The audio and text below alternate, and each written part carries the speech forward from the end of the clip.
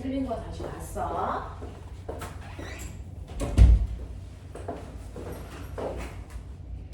너네들이 해야 되는 연력학에 어떤 내용이 있었는지 봐봐. 우리 저번 시간에 열이 뭐야? 라고 하는 열도 일할 수 있는 능력, 열에너지를 줄여서 열이라고 해. 자, 열에너지를 다른 말로 우리 중학교 때 열량이라고 배웠어. 라고 하고, 열량이라는 건 고온의 물질에서 저온의 물질 쪽으로 이동한 열 에너지를 얘기하는 거야. 라고 얘기했거든요. 그러한 열량이라고 하는 개념의 열이라는 게 열 에너지이기 때문에 얘도 일할 수 있는 능력을 가지고 있고요. 그 열이 가지고 있는 규칙성을 설명한 게 열력학이야. 라고 해서 열력학에는 세 가지 법칙이 있는데 정신 차려. 그 중에 첫 번째 열력학 제0법칙이라는 게 있어. 열력학 제0법칙은 열 평형을 얘기해. 그래서 A와 B의 온도가 같아졌고 B와 C의 온도가 같아졌다면 따라서 측정하지 않아도 A와 C의 온도는 같을 거야 라고 하는 거였고요.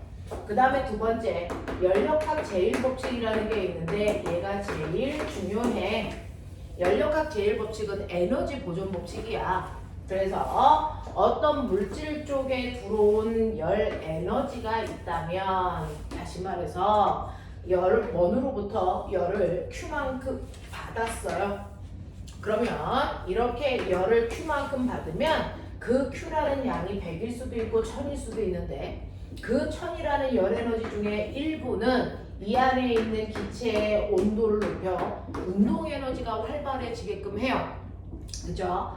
그 기체가 가지고 있는 에너지를 우리가 내부 에너지인데 내부 에너지를 변화시키는데 60의 에너지를 썼다고 치면 나머지 40은 없어지는 게 아니고 피스톤을 밀고 나오는 일하는 데 썼을 거야 라고 하는 걸 우리가 짐작할 수 있어. 왜? 에너지는 항상 보존돼야 되기 때문이죠. 그래서 이렇게 외부에서 받은 일과 내부 에너지 증가량 거기다가 한 일을 더한 값을 항상 일정해야 돼 라고 하는 게 바로 열력학 제1법칙이다. 그 중에서 여러분들이 기억하셔야 되는 기체의 내부 에너지의 변화량이라는 건 운동 에너지인데 기체의 운동 에너지는 열을 받은 만큼 운동이 활발해지니까 온도 변화량이 필요해. 근데 그 온도 변화량은 PV는 nRT이기 때문에 온도 변화량은 사실은 압력과 부피를 곱한 값이랑 비례하는 거라서 압력과 부피를 곱해보면 얼렁아 자, 압력과 부피를 곱해보면 온도가 올라갔는지 내려갔는지 그 값으로 해결할 수 있어 라고 얘기했고요.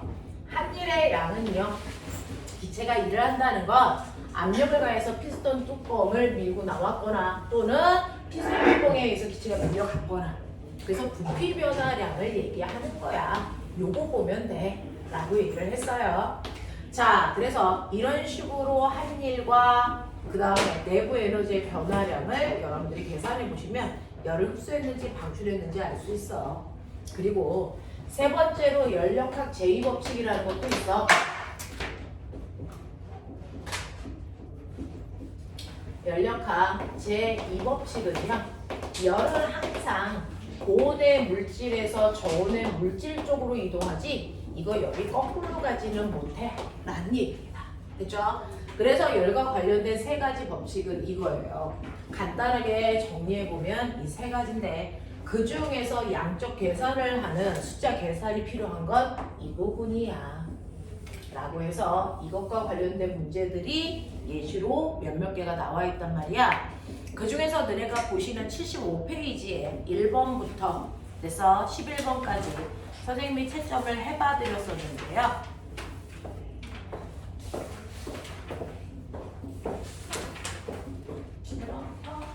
11번까지 같이 보고 채점하고 같이 주시면 돼요.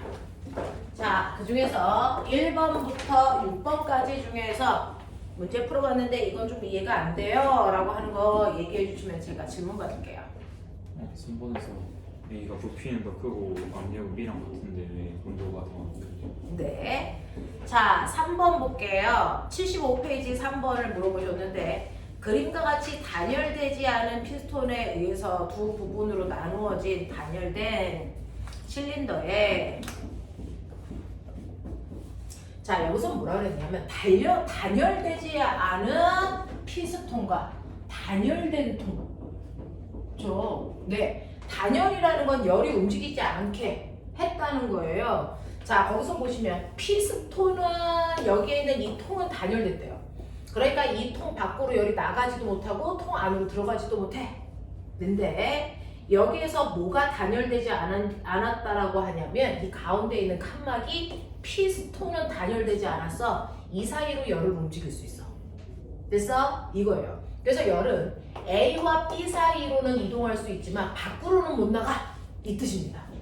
됐죠? 거기까지는 납득했어요? 자, 이렇게 했을 때 기체를 둘로 나눈 겁니다. 자, 그랬을 때 이 피스톤은 묶어놓은 게 아니고 자유롭게 움직일 수 있게끔 했는데 그럼에도 불구하고 피스톤은 더 이상 움직이지 않아. 왜 안 움직여? 여기 있는 기체들이 피스톤 뚜껑을 미는 힘과 그래서 PA 여기 있는 기체들이 피스톤 뚜껑을 미는 힘의 크기 PB 이 두 개의 압력이 같아서 어느 쪽으로도 안 움직여. 이 뜻이에요. 그러니까 양쪽에서 미는 압력이 똑같구나 라고 하는 걸 인정하시면 돼요. 그래서 어느 쪽의 압력이 더 큰지를 보는 게 바로 이 뚜껑의 움직임입니다. 피스톤 뚜껑의 움직임. 그래서 현재는 피스톤이 정지되어 있기 때문에 압력이 같아 라고 하는 2번의 답을 인정하셨을 거고요. 이때 A와 B는 열평형 상태야 라는 단어가 뭘까요? 둘의 온도도 같아 이 뜻이에요. 지금 현재 둘의 온도도 같아 이 뜻이고요. 그 다음에 기체의 부피와 분자수는 A가 더 커. 그러니까 예를 들어 여기 부피를 V라고 하면 여기 부피가 더 크죠? 2V 뭐 이쯤 나? 됐어? 네, 그러면 어떠냐면 온도도 압력도 똑같은데 부피만 이쪽이 2배 커? 이유가 뭐야? 이쪽에 들어있는 입자수가 2배 많기 때문이야.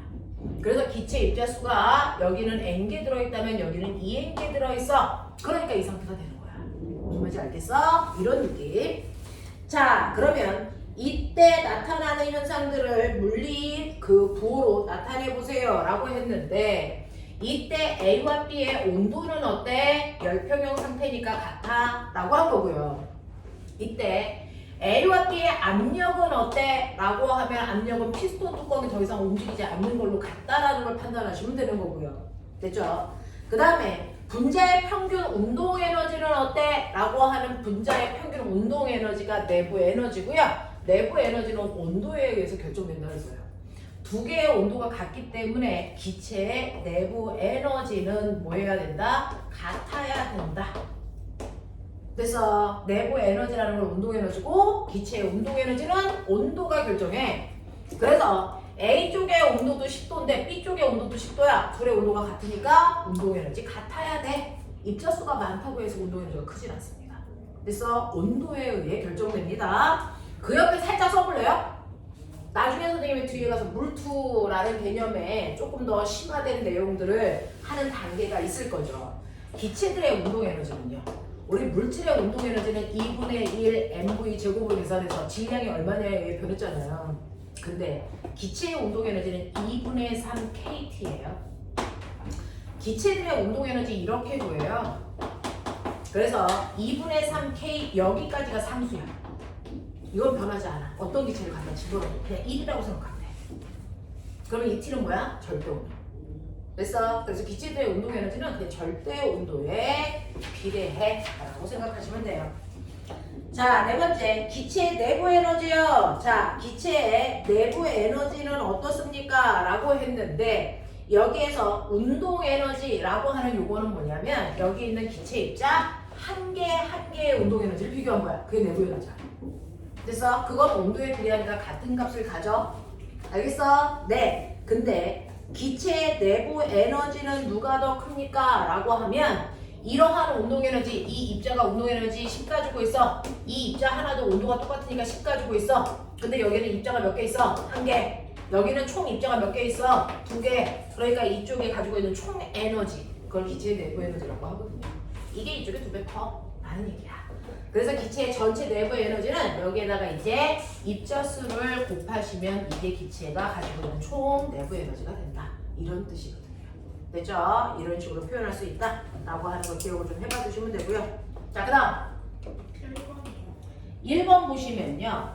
그림은 기체 내부와 외부의 압력을 일정하게 유지하는 상태에서 실린더 안에 있는 기체의 부피가 델타 V만큼 증가. 그러니까 실제로 기체가 있었는데요. 시간이 지나니까 피스톤 뚜껑이 밀려 나와요. 왜요? 이쪽에 압력이 점점 커져서 밖으로 밀려 나와요. 그래서 맨 처음에는 압력이 1이었는데 압력이 2, 3, 4 이렇게 커지면 됐어. 센 압력으로 미니까 피스톤 뚜껑이 밀려 나와요. 라는 얘기입니다.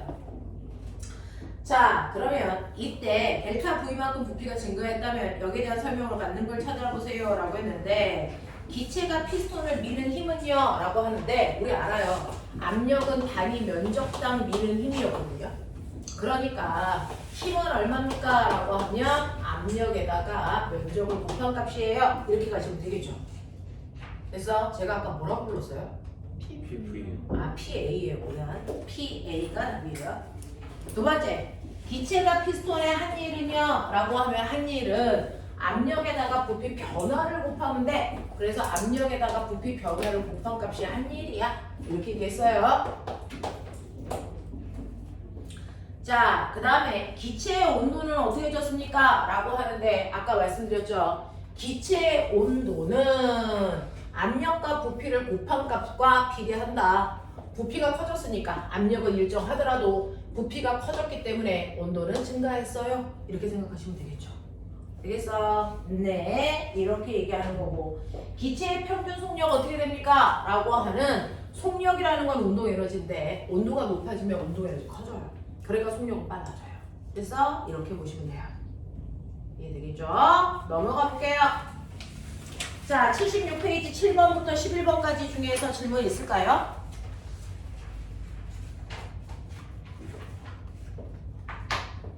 여기는 괜찮아요? 할만해요? 맞아요? 오케이. 자, 그러면 요거 가지고 잠깐만 10파트 테스트 보고 그리고 나서 해봐 드릴게요.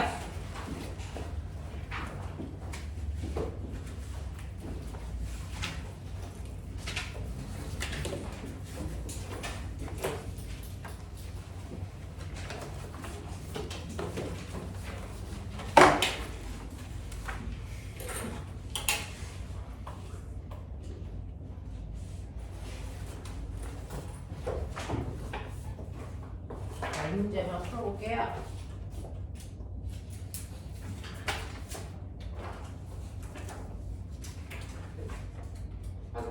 네. 여기요. 네, 7분 드려요. 7분 안에 해보세요.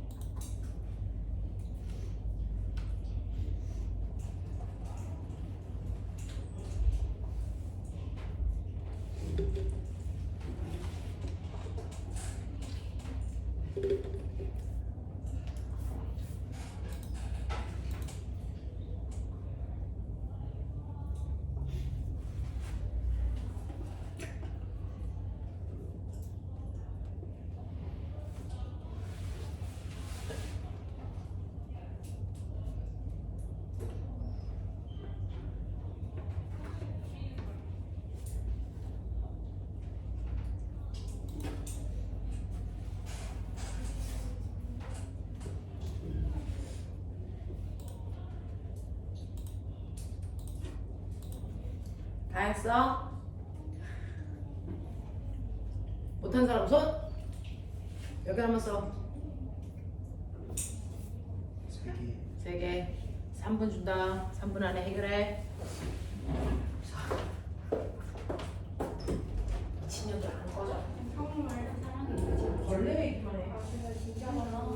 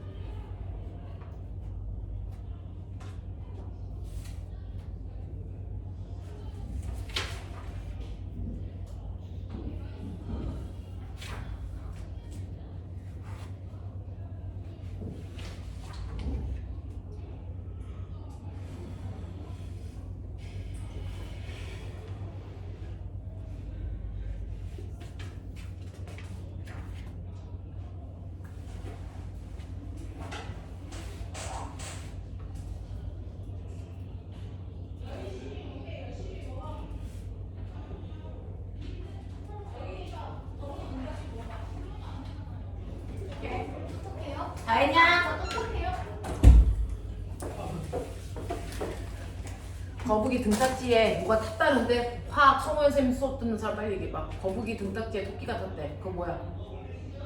그래, 알았어. 자, 다 부른다. 시간 모자란 사람 없죠? 하고 언니 오빠들은 지금 밥 시간이라서 1번부터 다 부를게요. 1번에 1, 2번에 4, 3번에 5, 4번에 2, 5번에 3, 6번에 2, 7번에 한일은 21이고요. 내부 에너지 변화량은 63이에요. 8번에 1, 9번에 3, 10번에 1번은 10의 4승, 2번은 179, 3번은 2.8 곱하기 10의 3승, 2.8 압력은 2.8 곱하기 10의 3승 T 이렇게 쓰시면 돼요. 자, 맞은 개수 좀 확인할게요. 이거요, 낱낱 셉시다. 거기 소문 한글 있잖아요. 그거 따로따로 셀게요. 하나, 둘, 셋, 넷, 다섯, 여섯, 일곱, 7번을 하나로 셀게요. 여덟, 아홉, 열, 열하나, 12문제로 세시면 될 것 같아요. 선생님 3번 답이 몇 번이에요? 3번의 답이 몇 번이냐면요. 3번은 5번이에요. 10번은 이건 반올림한 거 아니에요?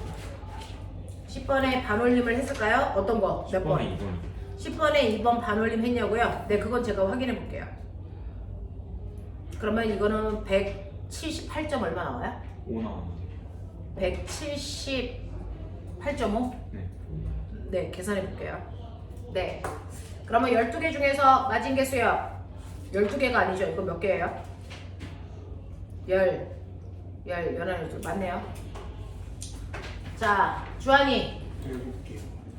7개, 성빈이 7개, 성주 8개요. 8개, 예서 3개요.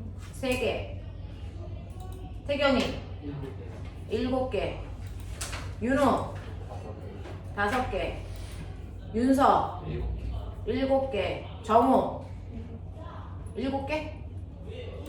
자, 볼게요. 예서 이번에 왜 이렇게 못 봤어? 자, 볼게요. 1번부터 4번까지 중에서 제가 뭐 할까요? 1번이요. 7번. 자, 1번 하고요. 네, 그 다음에 7번 하고요. 뭐 이렇게 됐다는데. 자, 제가 볼게요. 3번도. 네, 1번, 3번 이렇게 해서 쭉쭉 해볼 테니까 한번 보세요. 여러분들이 지금 하고 있는 거 열이라는 파트고요. 자, 열은 열 에너지 또는 열량을 표현하는 단어다. 열량이라고 하는 거 이동한 열의 양으로 그 열량을 계산하는 방법이 시멘트다. 요번에 중학교 2학년 내신.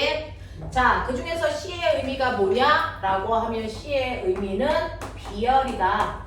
비열은 물질마다 다 다른 값을 가지고 있는 물질의 특성이다. 사람의 지문 같은 거다. 자, 근데 이러한 비열은 뭐냐면 어떤 물질이든 상관없이 모든 물질 1kg을 1도 온도를 높이는 데 필요한 열 에너지 양을 우리가 비열이라고 해.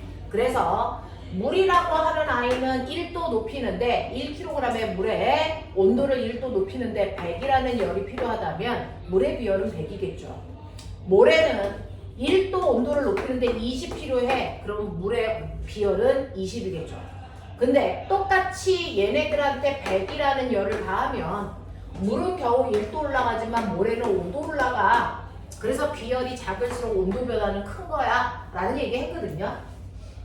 거기 보시면 나 구리 철에 비열을 아래쪽에 써줬어요. 1kg의 물질을 1도 높이는데 이만큼의 열량이 필요해 라고 하는 겁니다. 그러면 얼마 후에 물체들의 온도를 측정하였을 때 온도가 높은 것에서부터 낮은 것까지 자 바르게 나열한 걸 찾으세요 라고 했는데 얘네들은 동시에 가열한대요. 동시에 똑같은 시간 동안 가열하면 똑같은 열을 준다는 거예요. 그게 100이든 1000이든 상관없어. 똑같은 열을 주면 비열이 작을수록 온도가 쭉쭉 올라가요 라고 하거든요. 그러니까 비열이 제일 작은 납의 온도 변화가 제일 클 거고요. 그 다음 구리일 거고 그 다음 철일 거야. 이런 얘기야. 그래서 비열하고 온도 변화는 반대입니다. 근데 질량이 다르니까 뭐 계산해야 되는 거 아, 질량이 다르게 나왔어요? 자, 그리고 온도가 같은 100g의 납, 50g의 구리, 10g의 철을 같은 조건 하에서 동시에 가열했을 때 얼마 후에 물체들의 온도를 측정하였을 때 온도가 높은 것에서부터 낮은 것까지 한번 해볼게요. 그러면 여기에서 온도 변화량을 뭐라 그랬으니까 온도 변화량은요. 델타 T는 여러분들 보시는 것처럼 CM 분의 Q 이렇게 하시면 되겠네요. 근데 동시에 가렸기 때문에 열량은 똑같으니까 열량은 1. 그래서 비열과 질량을 곱한 값에 반비례하는 온도 변화를 갖겠네? 이런 얘기예요. 자, 그랬을 때 보시면 납 같은 경우는요. 거기에서 납이 50g이라고 그랬어요. 그래서 납은 50 곱하기 0.03 얼마인지 빨리 계산. 자, 그 다음에 여기에 뭐가 있냐면 구리요. 구리는 10g이니까 10 곱하기 0.09. 그 다음에 철이요. 철은 근데 100g의 납인 거 아니에요? 아 100g의 납이에요? 그러면 납이 100g. 구리는 몇 g이에요? 구리가 50. 50. 구리 50. 그 다음에 철이 10g이네요. 10 곱하기 0.11 이렇게 돼요. 자, 소수점 세 자리는 두 자리는 뛸게요. 그래서 0.09는 9로 얘는 3으로 갈게요. 비교할 거니까 상관없겠죠. 공 하나씩 뛸게요. 비교할 거니까 상관없겠죠. 그러면 얘는 30분의 1만큼 온도가 바뀌어. 얘는 45분의 1만큼 온도가 변했어. 얘는 11분의 1만큼 온도가 바뀌었어. 이런 얘기야. 그럼 온도 변화가 제일 큰 건 누구겠어요? 철이죠. 온도 변화가 제일 큰 건 철이고요. 그 다음 누굽니까? 납이고요. 그 다음 누굽니까? 구리네요. 되겠어? 그러면 철, 납, 구리, 철, 납, 구리. 답 2번으로 수정할게요. 엥. 자, 그 다음에 몇 번 물어봤냐면 3번 물어봤어요. 또 답 이상한 거 있으면 얘기해보세요. 자, 3번 갈게요. 두께가 20cm인 벽돌 벽의 두께가 0.2mm인 유리로 만든 창문이 있습니다. 유리창의 면적이 벽 전체 면적의 10%라고 할 때 유리창을 통한 열 손실량은 벽을 통한 열 손실량의 몇 %겠습니까? 라고 하는 이런 얘기가 나오는데요. 유리와 벽돌의 열 전도율이 같다고 쳐요. 그러면 똑같이 빠져나가는데 보면 다 실제로 건물은요. 이 건물의 이 표면의 두께에 따라서 열이 빠져나가는 속도가 다르겠죠. 두꺼울수록 열이 천천히 나가요. 그죠? 얇으면 열이 금방 나가는데 유리는 얇아요. 유리는 얼마짜리냐면 0.2cm 두께고요. 그 다음에 벽돌은 얼마냐면 벽돌은 20cm예요. 그러면 얘네들의 두께에 해당되는 비율은 1대 100이에요.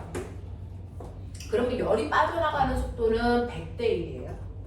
맞아요. 두께가 얇을수록 빨리 나가니까. 그래서 얘는 100대 1의 속도로 나간다. 얘가 1도 나갈 때 얘는 100도 나가. 뭐 그런 뜻이야. 됐어? 네. 그러면 건물 전체의 열을 100이라고 하고 얘는 면적 차지하는 면적이 얼마냐면 10%니까 얘는 0.1, 얘는 0.9, 이 정도의 비율을 갖겠죠. 됐어? 그러면 이쪽으로 빠져나가는 열은 얼마? 0.9라면 이쪽으로 빠져나가는 열은 얼마야? 10이네. 됐어? 네. 그러면 몇 대면? 100대 9예요. 되겠어? 네. 100대 9의 열이 빠져나가는 거니까 몇 %를 보시면 되겠어요? 91.7. 네. 대략 전체 109분의 100이 빠져나가는 거죠. 곱하기 100. 알겠어? 이런 느낌. 되죠? 반올림 한 것 같네요. 이런 느낌으로 치면 될 것 같고요. 그 다음에 뒤에 있는 5번부터 10번까지 중에서 7번 해달라고 그랬고요. 또 10번이요. 10번이요. 앞에 2번, 4번도 해주세요. 앞부분에 2번, 4번이요. 네. 온도가 40도의 물속에는 매우 뜨거워 쉽게 들어갈 수는 없지만 온도가 100도인 한증막은 여러분들이 오랫동안 버틸 수 있다. 그 적당한 이유가 뭐니? 라고 했는데요. 실제로요. 여러분들 목욕탕에 가면 온탕이라고 하는 뜨거운 물의 온도 아무리 뜨거워도 몇 도인지 거기 온도가 있죠. 보셨어요? 40도, 38도에서 40도 돼도 여러분들이 들어가면 막 닭살 돋고 더럽게 뜨거워요. 됐죠? 근데 여러분들이 한증막이라고 하는 찜질방에 가면은 거기 한증막의 온도가 거의 80도에서 100도 사이예요. 근데 우리는 거기 들어가도 됐어? 견딜 수 있어요. 그러면 한증막의 온도가 80도, 100도라고 치자. 그러면 한증막은 이 정도인데요. 그럼 100도의 물속에 내가 들어갈 수 있어? 그러면은 여러분들은 삼계탕 되는 거예요. 못 들어갑니다. 42도 이상의 물에 들어가면 우리 피부가 익어버려요. 삼계탕 된다고요. 못 들어가요. 됐죠? 자, 그럼 도대체 무슨 차이인데요? 내가 온탕은 42도 이상을 못 들어가는데 왜 찜질방은 한증막은 100도 이상 갑니까? 라고 하면 Q는 CM 델타 T에서 여러분들 C는 비열, 모든 물질 1kg을 1도 높이는데 필요한 열의 양이라고 그랬는데 이 CM 값이 뭐냐면 이걸 연료량이라고 해요. 얼마만큼 열을 많이 가지고 있어? 라고 하는 겁니다. 그래서 실제로 여러분 똑같이 100도까지 끓여서 여기 돌솥의 온도도 100도고요. 그 다음에 양은 냄비 온도도 100도야. 그래서 100도를 팔팔 끓고 있는 찌개를 불을 꺼서요. 각각의 식탁에 올려놓고 먹을 때 양은 냄비에 있는 찌개는 금방 끓다가 식어버려요. 왜? 이 냄비가 가지고 있는 총 열의 양이 작아서요. 열을 조금밖에 못 줘요. 됐어? 근데 돌솥은요. 열을 많이 가지고 있습니다. 양은 냄비에 비해서. 그래서 오랫동안 열을 주기 때문에 오랜 시간 동안 찌개를 계속 끓고 있어요. 불을 껐는데도. 자, 그 물질이 가지고 있는 총 열의 양을 우리 뭐라 그런다? 연료량이라고 하는데요. 그 연료량은 여러분들이 아까 구한 것처럼 비열에다 질량을 곱한 값이에요. 수증기는 아무리 이 공간을 꽉 채웠어도 1g 정도밖에 안 돼요. 근데 온탕에 있는 물의 양은 몇백 킬로그램? 됐어? 이 정도 되겠죠. 질량이 달라요. 그래서 뿐만 아니라 비열도 다릅니다. 똑같은 물 H2라도 그게 얼음일 때 비열, 물일 때 비열, 수증기일 때 비열이 다 달라요. 되겠어? 그래서 우리가 아무리 똑같이 100도라도 이 수증기가 가지고 있는 총 연료량의 크기가 42도의 물에 비해서 훨씬 더 열이 적어요. 물이 훨씬 더 많은 열을 가지고 있기 때문에 여기에 들어가면 열을 많이 받아서 우리가 익어버리는데 여기에 들어가면 수증기가 가지고 있는 열의 양이 별로 크지 않아서 우리가 익지 않았습니다. 됐어? 라고 하는 연료량 차이야 라고 하는 걸 얘기했는데요. 요즘에는 중학교 교과 과정이 바뀌면서 연료량이라는 단어 잘 안 쓰고 이 연료량이라는 단어를 유일하게 쓰는 곳이 화학에서 씁니다. 화학원에서. 됐어? 네, 이렇게 됩니다. 자, 그래서 4번이야 라고 말씀드린 거고요. 자, 4번 보시면 일정한 압력하에서 이상기체의 경우 다음 중 절대 온도에 비례하는 것은 뭡니까? 라고 했는데 압력은 똑같대요. 압력은 똑같이 1기압 이 상태인데 절대 온도가 얘는 10켈빈이고 얘는 20켈빈이야. 그랬을 때 20켈빈 쪽이 더 큰 값을 갖는 건 뭐야? 당연히 온도가 높으니까 운동에너지, 내부에너지 이런 거 크겠죠. 그래서 네, 온도와 관련된 것들이 커집니다. 자, 그러면 이때 다음 중 절대 온도에 비례하는 것을 찾으세요 라고 했는데 기체 분자 한 개의 평균 속도, 그 다음에 기체 분자 한 개의 운동 에너지라고 하는데요. 사실은요, 우리가 아까 운동 에너지는요 2분의 3 KT라 그래서 절대 온도에 비례하는 값을 가지고 있는 게 맞습니다. 됐죠? 네. 그래서 사실은 이거 여기에 있는 1번과 2번 다 쓰셔도 돼요. 1번도 답이라고 하셔도 됩니다. 됐죠? 1번, 2번 다 답으로 하셔도 되는데 여기에서 왜 그러면 1번은 맨 처음에 답이라고 안 했어요? 라고 하면 기체 분자 한 개에서 여러분들이 배우지 않는 부분이 있어. 지금 운동에너지 이렇게 구할 수 있는 아이가 누굴까? 이것도 상수고 이것도 상수인데 그럼 이걸 왜 처음부터 집어넣지 않고 2분의 3K 분리했을까? 이거 이제 대학 가서 배우면 돼요. 어떤 애는 운동에너지를 2분의 3 KT로 쓰고 어떤 애는 2분의 5 KT로 계산하고 어떤 애는 2분의 7 KT로 계산해요. 한 분자가 가지고 있는 운동에너지를. 그래서 네, 그거는 기체가 다 단원자 분자냐, 이원자 분자냐, 삼원자 분자냐에 따라 운동 에너지를 구하는 방법이 좀 달라요. 됐어? 네, 그것 때문에 상수값이 좀 달라진다라고 표현하시면 돼요. 그래서 1번도 2번도 다 맞게 지금은 합시다. 4번에 1, 2번 다 맞게 합시다. 자, 그 다음에 아까 10번 해달라 그랬고 7번 해달라 그랬고 또 뭐였죠? 돼요? 자, 그럼 7번 할게요. 8번 그거네요. 네, 어떤 기체의 압력을 1기압으로 유지하면서 20칼로리의 열을 가했더니요, 부피가 이만큼 증가했대요. 그러면 꼬맹아, 거기에서 압력 부피 그래프를 잠깐 생각해 볼래? 압력은 1기압을 유지했대요. 그러면 1기압이 계속 유지가 되고 있었는데 부피는 얼마가 증가한 거냐면 처음에 부피에 비해 부피가 증가해서 여기까지 왔다고 치자. 그랬을 때 이 부피 증가량이 2.1 곱하기 10의 마이너스 4승의 부피가 증가했어요 라고 본다면, 자, 이 기체의 외부의 한일의 양은 얼마이고 기체 내부 에너지의 증가량은 얼마겠습니까? 라고 하는 거지요. 자, 그랬을 때 선생님이 뭐라 그랬냐면 우리가 Q는 델타 U 플러스 W인데 그 중에서 한일의 양은 어떻게 구하라고 했냐면 한일의 양은 압력에다가 부피 변화량을 곱하면 돼. 이랬거든요. 근데 곱할 때 압력 1기압이니까 1 집어넣으면 뒤진다. 왜? 물리는 표준 단위로 계산하죠. MKS. 그래서 1기압이라는 건 표준 단위가 아니라서 그 밑에 가로치고 썼어요. 1기압은 1 곱하기 10의 5승 뉴턴 퍼 제곱미터로 봐라고 했으니 이거 집어넣고요. 됐죠?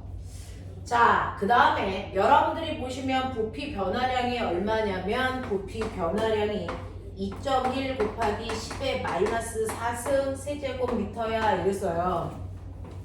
그럼 눈치채보시면 제곱미터하고 세제곱미터하고 단위 계산되는 거 알죠? 제곱미터만큼 약분하시면 이거 미터 나와요. 그래서 단위끼리 계산하면 뉴턴에다가 미터를 곱한 1의 단위가 나와요. 어떤 물체에 힘을 줘서 밀고 간 거리, 이거 1이죠. 되겠습니까? 1의 단위가 나온다고요. 그래서 계산해 보시면 요거 계산하면 얼마 나오니? 라고 하면 2 곱하기 10의 1승 나오니까 20줄이야 이렇게 될 거예요. 무슨 말인지 알아? 요렇게 간 거예요. 2.1. 아, 2.1이니까 21이야 라고 여러분들 쓰셨겠죠. 자, 그래서 네, 요만큼의 일을 했구나 라고 하는 거 이제 알겠어요.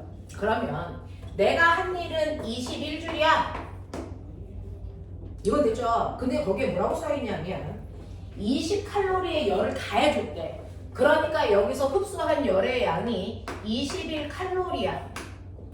얘는 줄이네, 얘는 칼로리. 말도 안 되지. 칼로리를 뭘로 바꿔야 돼? 줄로 바꿔야 돼.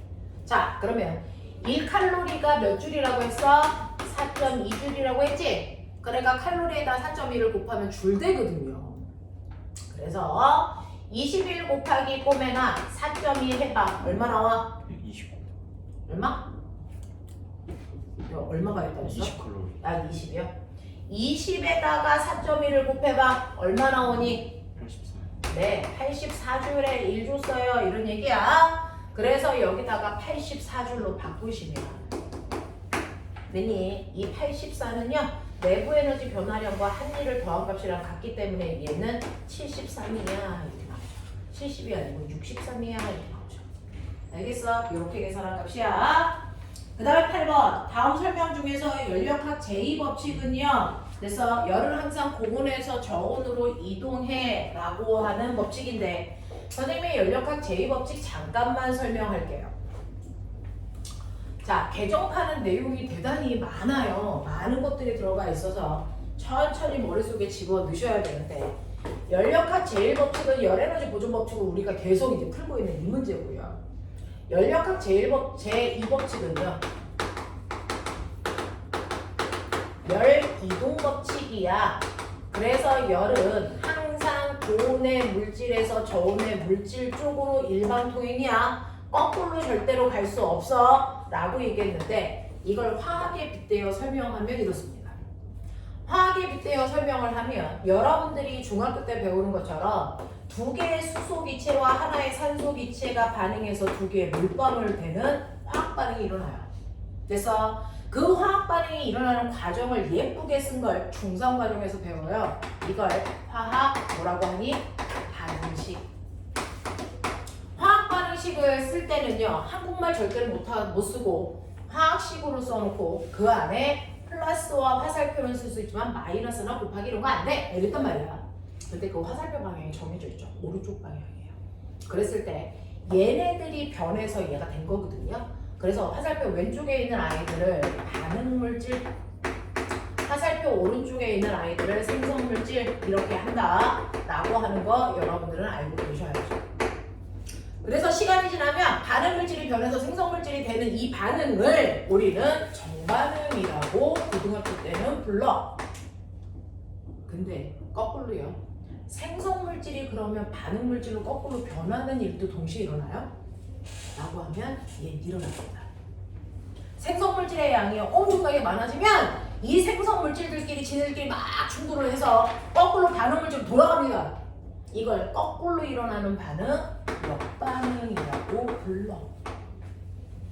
되겠냐? 그래서 실제로 여러분들은 중학교, 고등학교 2학년 때까지 정반응만 배우거든요. 근데 고3 때 가면 역반응도 배워요.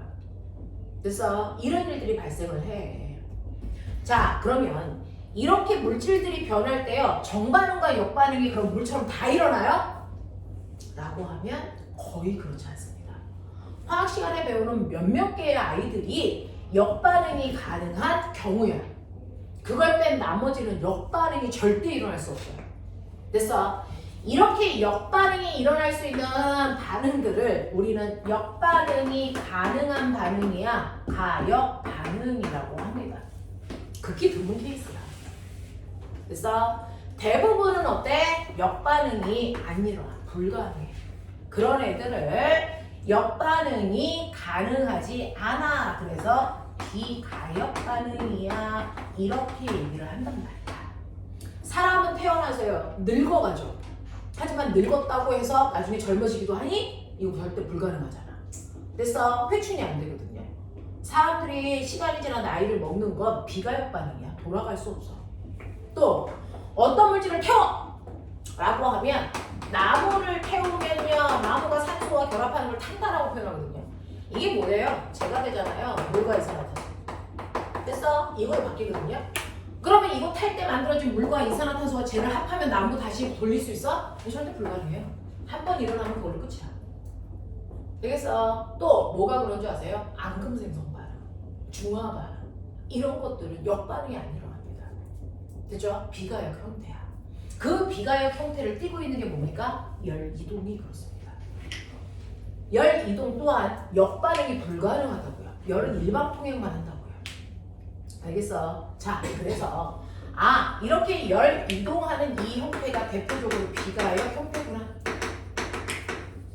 그래서 열은 뜨거운 데서 차가운 쪽으로만 이동하다가 열평형이 되면 더 이상 이동하는 걸 멈추는구나. 근데 그렇다면은 이런 식으로요. 내가 외부에서 어떤 자극도 주지 않을 때 물질이 스스로 변하려는 정반응의 방향. 모든 물질들은 시간이 지나면 빠르다 느리다의 차이만 있을 뿐 사실 가만 놔둬도 변합니다.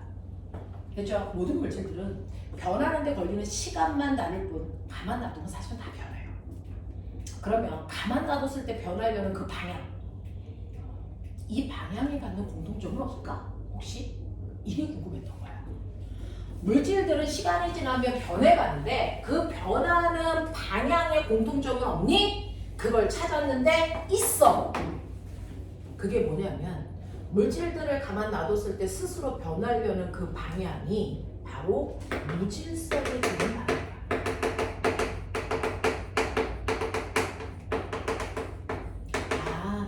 모든 물질은 다 자유로워지시구나. 무질서해지시구나. 그래서 너네 운동장에 반별로 줄을 다 세워놔도 시간이 지나면 그 줄이 막 이렇게 뱀처럼 됐죠? 줄이 어긋나죠. 자유로워지고 싶은 됐어. 모든 마음으로 다 스스로 그러려는 경향성을 가져요. 되겠니? 그러니까 물에다가 내가 잉크 입자들을 모아서 잉크 방울을 떨어뜨리죠. 근데 시간이 지나면 잉크가 이렇게 퍼져나가잖아요. 왜? 무질서해지려고. 됐어. 모든 만물은요 이래요. 내가 이렇게 칼에다가 가운데 구멍을 뚫어놓고 한쪽은 입자를 100개 집어넣고 여기다가 안 넣었어. 그럼 시간이 지나면 이 입자가 됐어? 무질서해지려고 옆으로 퍼져나갑니다.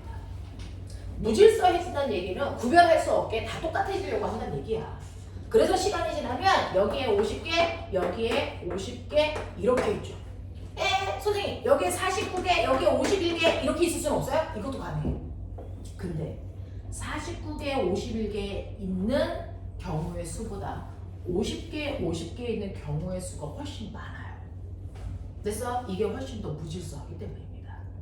자, 그 무질서도를 우리는 뭐라 그러냐면 무질서해지는 정도를 엔트로피라고 해요. 그래서 모든 만물은요 가만 놔두면 엔트로피 무질서도가 증가하려는 방향으로 물질은 변한다라고 하는 걸 과학자들은 알아냈다. 그래서 화학 시간에는 엔트로피 증가 법칙이라고 해요. 물리 시간에는 연력학 제2 법칙이라고 배우고요. 알겠어? 네, 이렇게 된다고요. 그래서 모든 만물은 시간이 지나면 모든 것들은 무질서해지려는 경향성을 가지고 있다라고 하는 게 바로 이 연력학 제2법칙이고요. 연력학 제2법칙을 이용해서 그럼 열은 뜨거운 데에서 차가운 쪽으로 저절로 찾아가? 그러니 이 경향성을 이용해서 만든 게 엔진이라고요. 저번 주에 여기는 설명했는데 그래서 내가 여기에다 열을 가해. 그러면 여기가 뜨거워지죠. 고온부요. 여기에 가한 열의 양이 얼마야? 100이야. 그러면 여기만 뜨겁게 가열했으니까 상대적으로 제일 먼 곳 여기가 제일 차갑겠죠. 그러면 여기는 저온부겠네요. 그래서 열은 가만 놔둬도 얘가 일로 안 간다고. 이렇게 간다. 그 열이 향해 가는 방향에 일부의 열을 빼서 우리는 자동차 바퀴를 돌리는 일을 하죠. 근데 일을 20밖에 못했어. 그럼 무슨 말이야? 똥꼬로 빠져나가는 그 열의 양이 얼마 있었다? 80 있었다? 이 뜻이거든요. 됐죠? 그래서 열은 스스로 이렇게 뜨거운 데서 차가운 쪽으로 이동하려는 경향성을 이용해서 내가 열기관 만들어. 그럼 선생님 어차피 가는 열 다 가져가서 여기에 일을 100만큼 할 수는 없어요? 없어요. 그러면 열의 흐름이 없었다는 얘기니까. 됐죠? 그래서 우리는 이 열기관이 얼마만큼 일할 수 있어? 라고 하는 걸 열효율이라고 하는데 열효율은 준열 중에서 얼마만큼 일하는데 썼냐? 이걸 나타내는 거거든요. 근데 얘 같은 경우에는 100준 것 중에서 20만큼 썼기 때문에 열효율이 0.2야. 이렇게 얘기하잖아. 그러면 저는 열효율이요. 100준 것 중에서 100만큼 일하게 하고 싶어요. 이거 불가능하다고요. 열효율이 1인 열기관은 만들 수 없어. 왜? 그렇다면 열의 흐름을 설명한 연력학 제2법칙에 어긋나는 거야. 그래서 열효율이 1인 열기관을 우리가 연구기관이라고 하는데 이 연구기관은 만들 수 없어. 이렇게 얘기합니다. 무슨 말인지 알겠어요? 그런 것들을 얘기하고 있어요. 그래서 여러분들 보시면 1번 에너지의 총량은 시간에 따라 변하지 않습니다. 에너지 보존 법칙이죠. 네. 자, 이거는 에너지 보존 법칙이니까 연력학 제1법칙을 얘기한 거야. 제2법칙이 아니야. 되겠죠? 네. 열은 온도가 높은 곳에서 낮은 곳으로 이동한다 맞는 거고요. 연력학 제2법칙을 얘기하는 거고 열기관의 열효율을 100%를 만들 수는 없어. 연구기관을 만들 수는 없다고요. 방 안의 공기는 저절로 한 구석으로 모이지 않는다. 그거 왜? 퍼지려고 하는 무질서도가 커지려는 경향성을 가지고 있어서. 됐죠? 이런 거 얘기해요. 9번 처음에 압력이 3, 부피가 4인 기체가 그림과 같이 팽창해 압력이 6, 부피가 8인 상태가 됐다고 치자. 이때 기체가 한 일 얼마입니까? 라고 하면 기체가 한 일은요. 압력 부피 그래프에서 그래프 모양이 어떻게 되어 있어도 그 밑에 있는 면적 구하시면 한 일이라고 했어요. 그러니 거기에서 9번에 보시면 압력과 부피 그래프가 어떻게 되어 있냐면 이렇게 되어 있어요. 그랬을 때 한 일은 이 그래프 밑에 있는 면적 요만큼이 한 일이에요. 요거 구하라는 얘기야. 맞아. 자, 그랬을 때 여기가 3이고 여기가 6이고 여기가 4고 여기가 8이고 마치 등가속도 운동처럼 가운데 평균값 구해 얼마 나오니? 4.5. 됐어? 그래서 4.5 곱하기 요거 걸린 구간이 4니까 곱하기 4 하시면 되겠죠. 그래서 네, 그래서 18 나와요. 뭐 이런 얘기야. 자, 그 다음에 10번 보시면 일정량의 이상 기체가 그림과 같은 화살표 방향으로 움직였다고 치자. 자, 움직였을 때요. 맹아, 그거 잘 보시면 압력 부피 위치가 바뀐 거 아시죠? 되겠어? 부피가 위로 올라가 있어. 자, 압력과 부피 그래프입니다. 자, 그랬을 때 A에서 B로 가는 과정. 자, 여기에서 온도가 일정합니다. 자, 기체 압력 P와 부피 사이의 관계를 식으로 관계식 사이의 관계를 식으로 나타내세요. 이거 관계를 식으로 나타내라고 그랬는데 뭡니까? A에서 B로 가는 과정 좀 보실래요? 여기가 부피, 여기가 압력, 그죠? 네, 얘가 이렇게 되어 있어요. 이런 식으로. 여기가 A, B, C, D, 그리고 여기가 압력, 여기가 O, 여기가 E, 여기 부피가 0.01, 그 다음에 여기가 0.02, 그 다음에 여기가 0.05 이렇게 봐야 되겠네. 자, 그랬을 때요. 일단은 여러분들이 먼저 압력 부피 그래프를 보면요. 먼저 하셔야 되는 거 압력과 부피를 곱한 값은 온도래. 온도 봐야지. 그러면 A점의 온도는 얼마냐면 압력과 부피를 곱하시면 0.1. B요. 얼마 나오냐? 0.1. C요. 0.05. D요. 0.02 이렇게 바뀌네요. 자, 그랬을 때 A에서 B로 가는 과정에서 보시면 온도 일정한 거 맞습니다. 됐죠? 자, 온도가 일정하다. 이때 압력과 부피 사이의 관계식을 쓰면 관계식을 어떻게 쓰라는 거야? 압력과 부피 사이의 관계식을 쓰면 압력과 부피를 곱한 값은 온도가 일정하니까 일정이죠. 그죠? 얘는 PV는 일정 이렇게 쓰셔야 되는데 이거 곱한 값이 얼마입니까? 압력과 부피를 곱한 값이 얼마 나옵니까? 이거 사실은 0.1 아니죠? 압력이 5 곱하기 10의 5승인 거 보이죠? 됐죠? 그래서 거기다가 10의 5승을 하셔야 되니까 이게 얼마입니까? 10의 4승이야. 그 일정한 값이 10의 4승이야. 이렇게 쓰라는 얘기죠. 그래서 그런 느낌. 자, 그 다음에 두 번째 B에서 C로 가는 과정에서 B의 온도를 357이라고 하자. 자, B의 온도를 357켈빈이라고 치자. 자, 그렇다면 C의 온도는요? 라고 하죠. 절반이네요. 됐냐? 이거의 절반이야. 그럼 얼마야? 178.5. 그래서 179라고 썼나 본데 이거 맞게 하셔야 될 것 같아요. 자, 그다음 3번 C에서 D로 가는 과정에서 기체의 절대 온도와 압력 사이의 관계를 보세요. C에서 D로 가는 과정에서요. 그래서 네, 압력과 부피 사이 온도와 압력 사이의 관계요 라고 합니다. C에서 D로 가는 과정에서 부피는 일정하네요. 맞냐? 부피가 일정하죠. 부피가 0.01로 일정합니다. 그러면 얘는 이렇게 비례관계가 있는데요. 요거 일정이래요. 자, 일정한 건 다 1로 보시면 되니까 무시.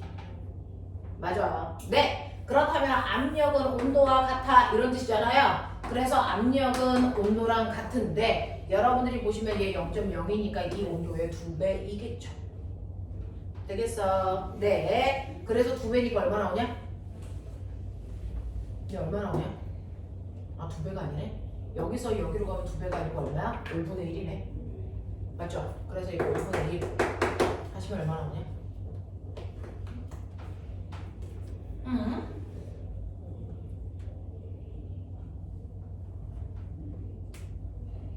얼마 나와?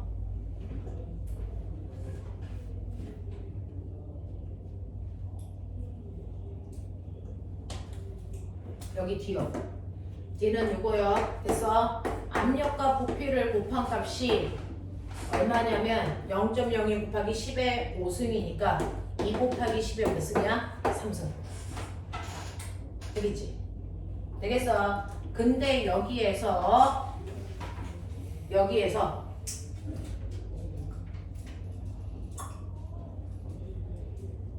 맞죠? C에서 D로 가는 과정에서 0.0이니까 2 곱하기 10에 3승이겠죠? 산수 잘못 계산한 거 있나 빨리 봐요. 압력과 부피를 곱하면 3 곱하기 C에서 D로 가는 과정에서 절대 온도 T와 압력 사이의 관계를 써보세요. 절대 온도와 압력 사이의 관계를 써보세요. C일 때 온도가 0.05였다가 D로 갈 때 온도가 0.0이 되네요.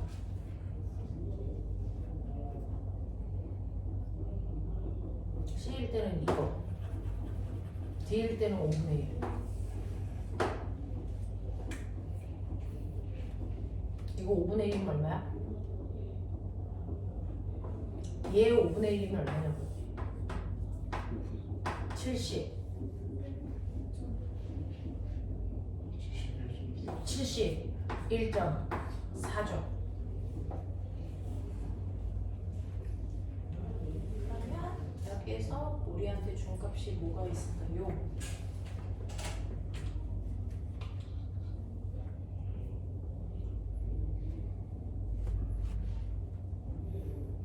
C에서 D로 가는 과정에서 기체의 절대 온도와 압력 사이의 관계를 구하세요. 절대 온도와 압력 사이의 관계를 쓰세요. B에서 압력과 부피를 곱한 값. 압력과 부피를 C를 곱하면 5 곱하기 10에 3승이고 D는 압력과 부피를 곱한 값이 얼마이죠? 2 곱하기 10에 얼마예요? 3승인데요.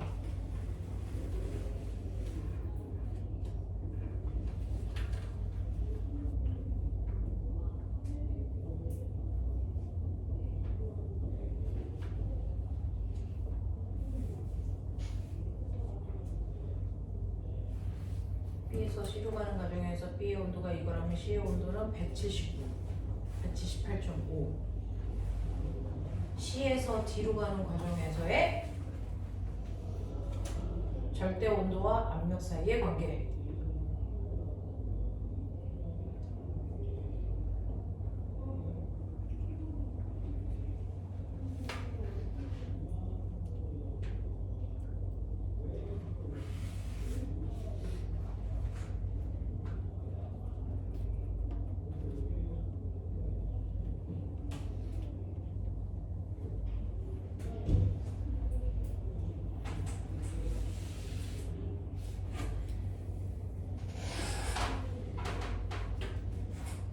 보면 2.8이라는 숫자는 어디서 나와?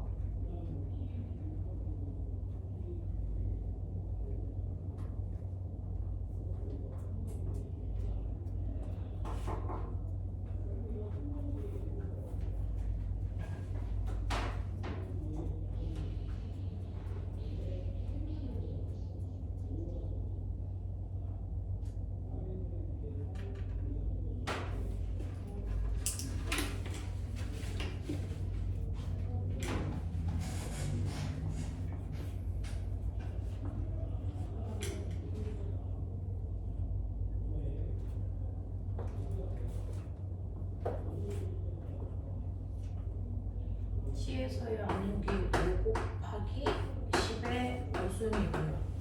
이때 절대 온도가 178.3 켈빈이고요.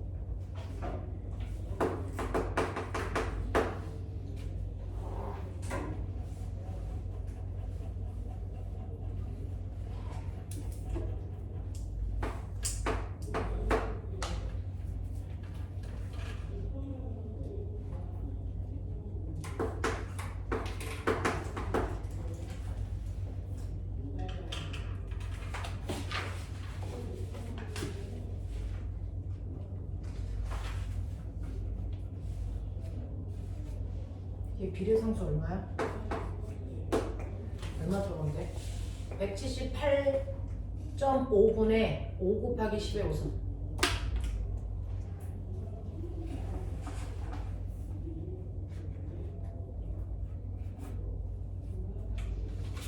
그게 2.8 곱하기 10의 3승이다.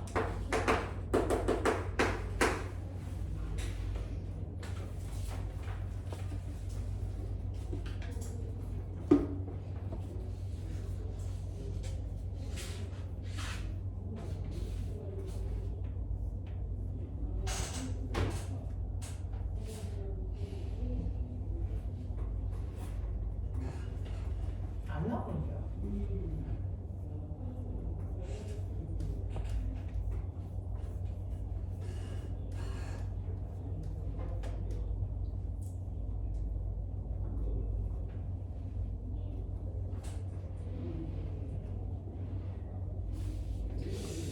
나와?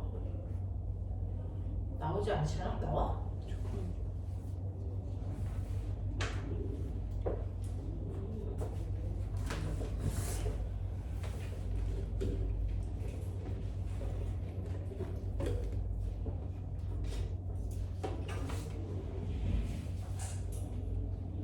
나와 안 나와?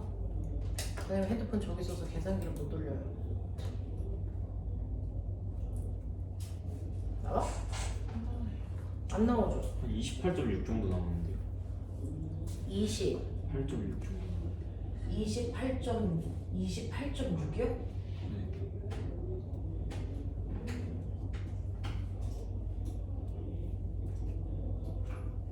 이건 안 나오는데.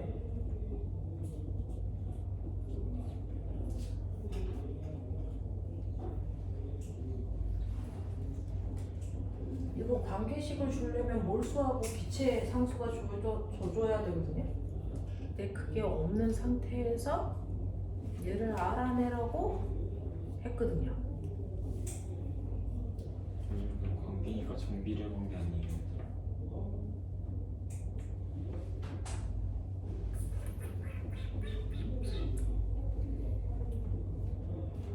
저거 네모가 28.6이면 네모요? 네. 28.6이라는 거죠. 28.6이라고. 이게 28.6 나온다고? 아, 5에 5 곱하기 10의 3승 나누기 178.5는 네. 28.6 정도 나오는데. 28.6 나온다고요? 네. 그러면요? 그러면은 아까 저기 부피가 0.01로 같으니까 0.01V는 28.6을 대충 28이라고 치고 2.8 곱하기 10이라고 하면은 0.01 정도면은 답 나와요. 반올림에도 29인데. V분의 T 하면 된다고? 맞아요? V분의 T 하라는 얘기잖아요. 맞아? 부피가 0.01이고요. 절대 온도가 이때 C가 178.5예요. 이거 계산하면 얘 나온다고요? 그 178.5 말고 그 28.6을 거기다 넣고 28.6을 넣는다고요? 네. 그 178.5 자리에 28.6 곱하기 t라고 적어놓고 28.6을 대충 28이라고 치면 그게 2.8 곱하기 10이잖아요.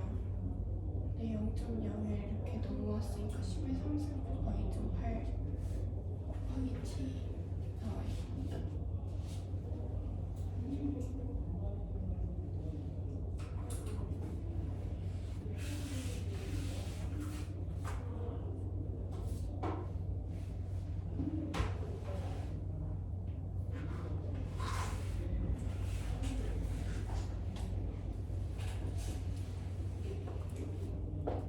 이거는 선생님이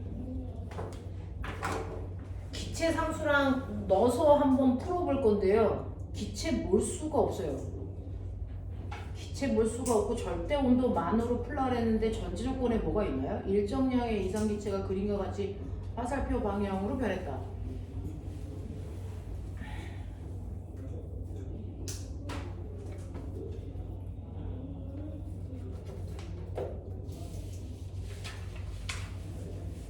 이거는 선생님이 한번 다시 볼게요. 이거 문제 의도가 뭔지는 다시 봐야 될 것 같아요.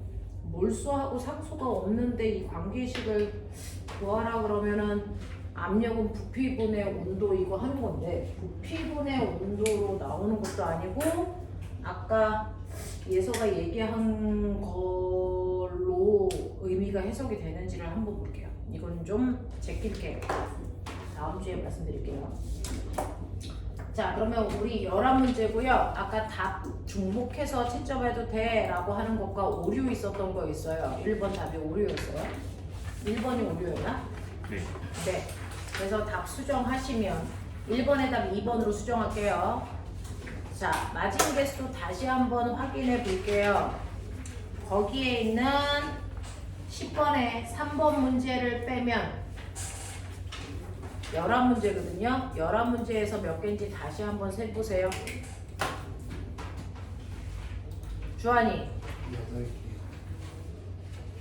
성빈이, 6개, 성주, 10개요. 예서, 5개요. 태경이, 8개요. 윤호, 6개. 어? 6개. 윤서, 6개. 정우. 윤서는 왜 하나가 준 거야? 첫 번째 때. 아, 지희한테 물었어? 아. 네, 이렇게 되는 거 이걸로 해볼게요. 제가 10-3번 문제는 좀 보고 말씀드릴게요. 이거 18, 3번 온도 B 온도 357이면 되는 거 같기도 한데 B의 온도를 57 357K로 놓고요. 놓으면 이거 CD 온도 감소량이 107.1 나오는데 거기에다가 100, 107.1 나오는데 네, 107.1 나와요. 네모 곱하기 107.1은 3 곱하기 10의 5제곱이잖아요. 그럼 네모 곱하기 3 곱하기 10의 5제곱 그러니까 압력이 줄어든 만큼 압력이 줄어든 만큼. 여기에서 여기로 갈 때 온도 변화량이 107.1이라는 얘기예요. 네, 그랬을 때요. PV는 T니까 온도 감소량이 107.1이라고요. 네, 그래서 네, 그 다음에요. 이거는요. 압력은 그대로 놔두고 부피는요. 부피 감소량 부피는 없는데요. 감소 안 했으니까 네, 그렇게 해서 그러면 3 곱하기 10의 그럼 압력은 그 감소량이 3 곱하기 10의 5승이요. 네, 그러면 앞에 그러면 3 곱하기 10의 5제곱은 네모 곱하기 이거요. 7.1을 하면 네모가 대충 그 2.8 곱하기 10의 3제곱 정도. 아, 이거 넘기면 비례 상수값이